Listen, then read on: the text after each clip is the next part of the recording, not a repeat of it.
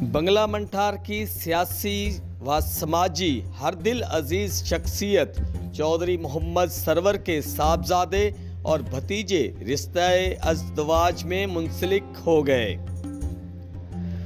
शादी की पुरवकार तकरीब रहीम यार खान की ताज महल मार्की में मुनक्कद हुई, जिसमें जिले भर की सियासी व समाजी शख्सियात के साथ अजीज व अकारब ने भरपूर शिरकत की।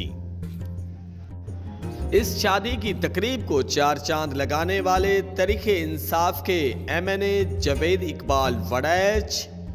MPA चौधरी मोहम्मद शफीक, नून लीग से महमूदुल हसन चीमा और पीपल्स पार्टी के मियां आमर शहबाज ने शिरकत की।